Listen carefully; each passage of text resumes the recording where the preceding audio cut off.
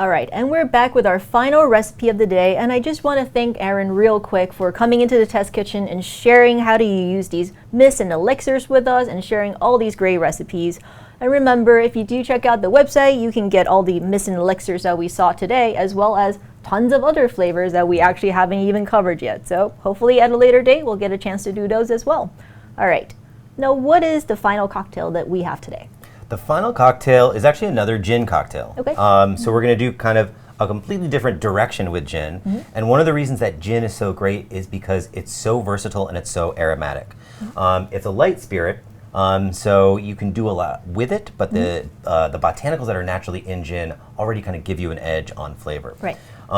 So the last one we did was a little bit lighter and fruitier and more tart, and this one is going to go in an opposite direction. It's going to be a little bit sweeter and richer and more baking spice oriented. And instead of topping with a kombucha, we're going to top with a little bit of sparkling wine. So you still get some of that texture, but you'll see it's a completely different direction.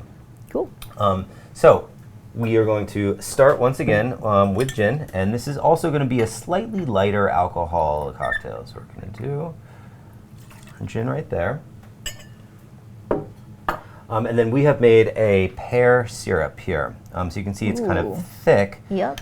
So it's very sweet. It's very concentrated in flavor. And once we mix it up, it's going to add a little bit of extra texture to the cocktail, which is one of those things that can kind of fool you into thinking maybe it's a little bit sweeter or richer than it actually is if it's a little bit more mouth coating. Yeah. We also made a little bit of rosemary and pear syrup, just a touch of sweetness there. And then we're going to balance it out, as always, with some acidity. In this case, it's lemon juice. And there's going to be some acidity in the sparkling wine also, so we're not going to overdo it on the lemon juice. We're just going to add a touch of that in there. And then we're going to chill it down. We're going to give it a nice stir to try to incorporate as much of that pear flavor from the pear puree as possible. And then what the aromatic we're going to add is a Chinese 5-spice. Cool. And so a lot of those spices in Chinese 5-spice, like star anise and cinnamon, we kind of associate with sweeter things like baked goods. Yeah. So when we smell them in combination with fruit, it gives us the impression that things are maybe sweeter than they actually are. It also adds a really, really nice layered aromatic complexity. So we're going to hold off on that for now, and this guy into here.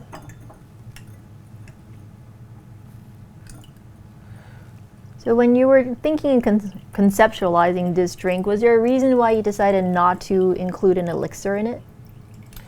No particular reason. We just really wanted to highlight as many different aromatics as we could today, given the time. If I was going to add an elixir to this one, it would probably be the baking spice elixir. Yeah. And what we can do is maybe go back and try it side by side later on with a few different ones, and you can see how they change. From sweet, feeling sweet to feeling less sweet, to feeling a little bit more refreshing. That would be really interesting, because one of the things we do here is that every week we give people recipes to work with, but we also encourage people to experiment and try things with their own recipes. So it'll be really interesting to see, just the difference of with or without. And I really encourage that a lot, of experimentation. Get a bunch of these and mix them and try things that you think won't work, and you'd be really surprised how often they actually do. Cool. So we're going to add a little bit of sparkling wine on top of that, and we didn't add it when we mixed because when you mix, it can dissipate the bubbles. So we want just enough to come to the top there. And we're going to add a little bit of fresh rosemary too. It doesn't just look pretty, it also gives a little bit of aromatic, and just like the mint, I'm just going to bruise it to release some of the aromatics ahead of time. And then Chinese 5-spice, so Szechuan peppercorn and star anise and cinnamon and cardamom and clove. And this is going to go right in the headspace, that inch at the top of the drink, where as you're drinking it, your nose is going to kind of dip in and you're going to experience that flavor. Yeah, I can smell that from here. I don't need to dip in to smell that. It smells great.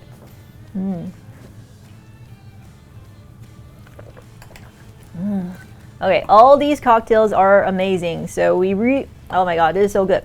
I really hope that you give these recipes a shot. All the links will be in the description below for all these recipes, as well as if you haven't watched last week's Mocktails episode, we're going to link to it at the end here as well. So thanks again, Aaron, for joining us, and we're super excited to see you again. So until next time, from here in the Modernist Pantry Test Kitchen, I'm Janie Wang. And I'm Aaron Wisniewski with Alice and the Magician.